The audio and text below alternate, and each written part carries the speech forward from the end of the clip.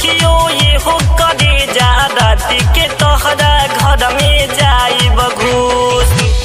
ताका ताकी खाली कैला से नहीं रही मनवा खुश। त कहियो ये हो करे जा राति के तोहरा घर में जाइब घूस। त कहियो ये हो करे जा राति के तोहरा घर में जाइब घूस।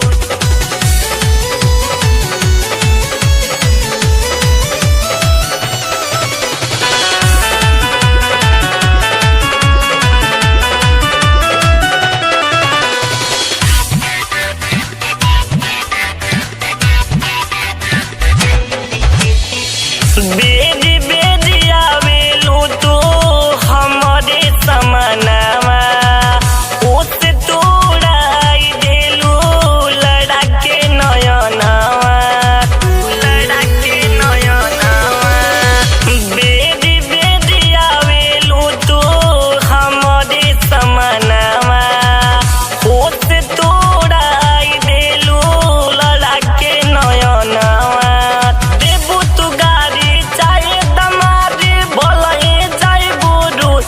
कहियो ये हो करे जा राति के तोहरा घर में जाइब घूस।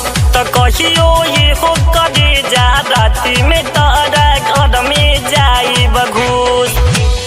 ताका ताकी खाली कैला से नहीं रही मनवा खुश। त कहियो ये हो करे जा राति के तोहरा घर में जाइब घूस। त कहियो ये हो रसीली राति के तोहरा घर में जाइब घूस।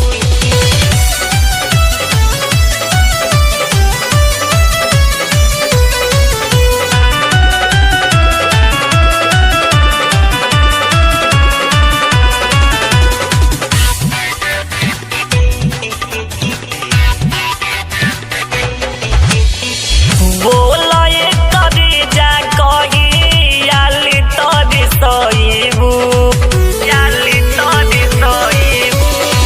भेंट कब होई कब कोरवा में आईबू। संजा सुनरी सूरज ओम प्रकाश के लेवे दचू। कहियो ये हो करे जा राति के तोहरा घर में जाइब घूस। त कहियो ये हो रसीली राति में तोहरा घर में जाइब घूस। ताका ताकी खाली कैला से नहीं रही मनवा खुश। त कहियो ये हो करे जा राति के तोहरा घर में जाइब घूस। त कहियो ये हो करे जा राति के